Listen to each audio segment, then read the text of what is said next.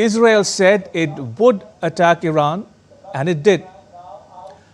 On Friday, 200 Israeli fighter jets struck 100 targets across Iran, damaging nuclear sites and wiping out the military's top brass. We struck at the heart of Iran's nuclear enrichment program. We struck at the heart of Iran's nuclear weaponization program. We targeted Iran's main enrichment facility in Natanz. We targeted Iran's leading nuclear scientists working on the Iranian bomb. We also struck at the heart of Iran's ballistic missile program. The UN nuclear watchdog said that a uranium enrichment facility at Natanz was partially destroyed. The nuclear sites at Fordow and Isfahan were attacked in subsequent Israeli airstrikes. Iranian media acknowledged the killing of 6 of its generals and 6 nuclear scientists. They included Army Chief Major General Mohammad Hossein Bagheri, Islamic Revolutionary Guard Corps Commander Major General Hossein Salami, Major General Gholamali Rashid, who commanded the Khatam al-Anbiya or Emergency Command, and Brigadier General Amir Ali Hajizadeh, the commander of the Islamic Revolutionary Guard Corps Aerospace.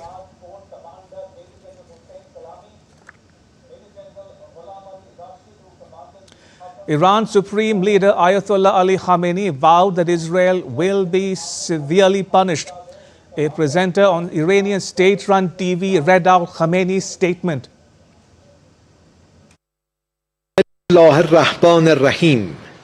In the name of Allah, the most gracious, the most merciful, great nation of Iran, the Zionist regime opened its dirty and bloody hand to a crime in our beloved country this morning and revealed its evil nature by striking residential centers more than ever before. The regime must expect severe punishment. The powerful hand of the Islamic Republic's armed forces will not abandon it, God willing. Several commanders and scientists were martyred in the enemy attacks. Their successors and colleagues will immediately resume their duties, God willing. With this crime, the Zionist regime prepared a bitter and painful fate for itself and will definitely receive it. Iran has since launched 100 drones followed by another 100 missiles, a few of which hit Tel Aviv and Jerusalem. The US was quick to clarify that it had no role in the Israeli attacks on Iran, but the US military did help Israel intercept Iranian missiles.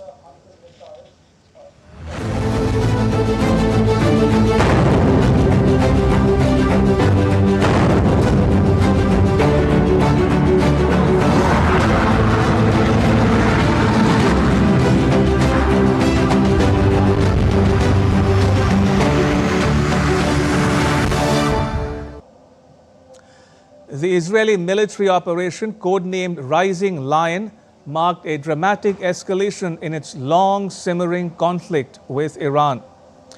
The tit-for-tat attacks by Israel and Iran significantly raised the risk of war in a region that's already burdened by instability.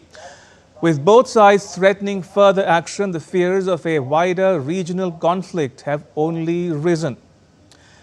Now, what makes Israel particularly anxious are the various intelligence assessments that say that Iran has accumulated enough weapons-grade uranium in a short span of time to build nuclear weapons. In recent years, Iran has produced enough highly enriched uranium for 9 atom bombs. 9.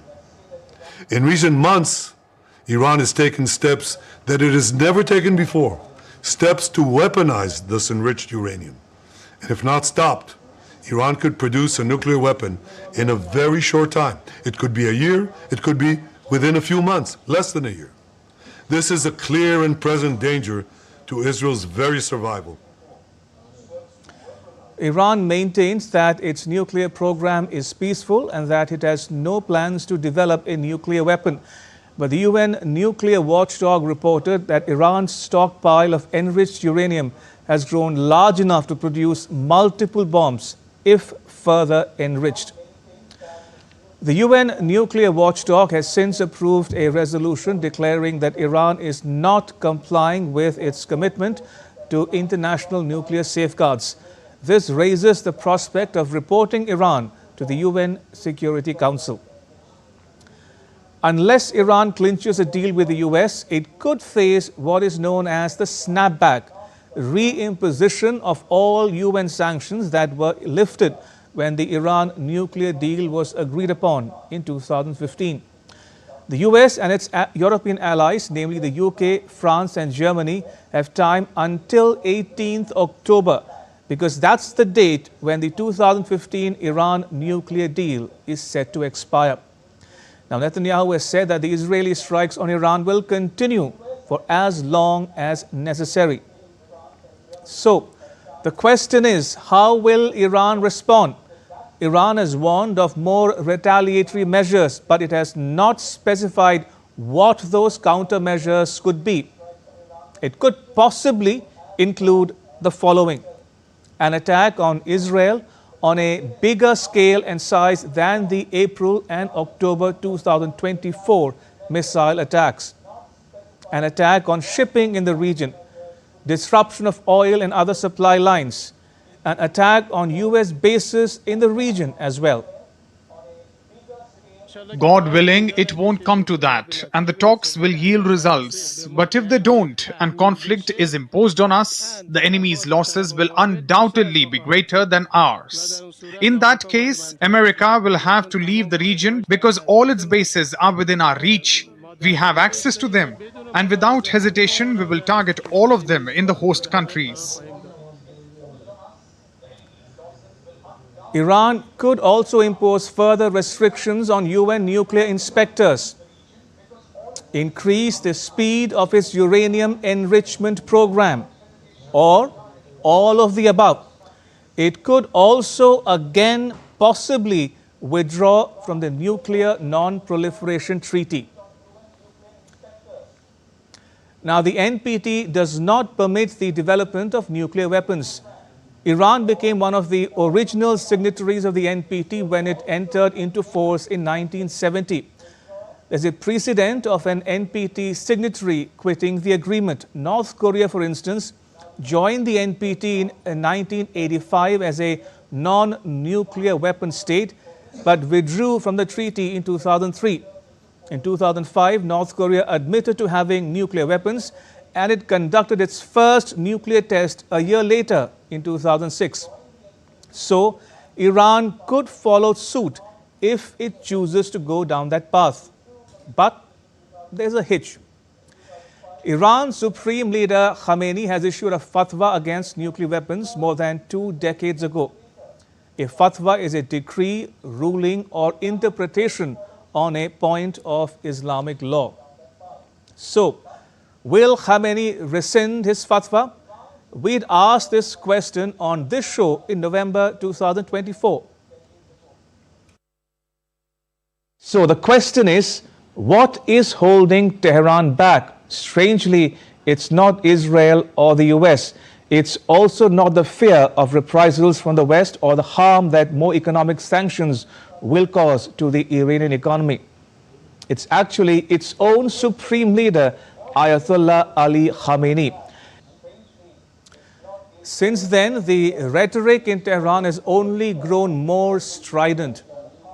Now, Khamenei's advisor Ali Larijani told Iranian state TV in April that Iran will have no choice but to go nuclear if attacked. Iranian media now claims that Khamenei has only banned the use, not production of nuclear weapons. Apparently, the fatwa against the nuclear bomb does not necessarily ban its production, only its deployment and use. For his part, the chief of the UN nuclear watchdog, Rafael Grossi, cautioned that an Israeli strike on Iranian nuclear sites will push Tehran to build a nuclear weapon. I am telling you this because they have told me so directly, Grossi told the Jerusalem Post newspaper published from Israel. There's one other thing that Iran can possibly do, and that is to target Israel's nuclear sites. The thing to remember is this. Now, Israel has never publicly acknowledged its nuclear program, but by all accounts, Israel is one of 9 countries that are known to possess nuclear weapons. So, by attacking Israel's nuclear sites, Iran would be, in a sense, saying that if I can't have nuclear weapons, neither can you. Recently, Tehran claimed to have obtained Tel Aviv's nuclear secrets. Now, Iran has not revealed much except for saying that the trove of documents, videos and photographs in its possession pertain to Israel's nuclear facilities and other sensitive information. Iran's intelligence minister and cleric Ismail Khatib, who was sanctioned by the US government in 2022 for his alleged involvement in cyber espionage, says the documents would be made public soon.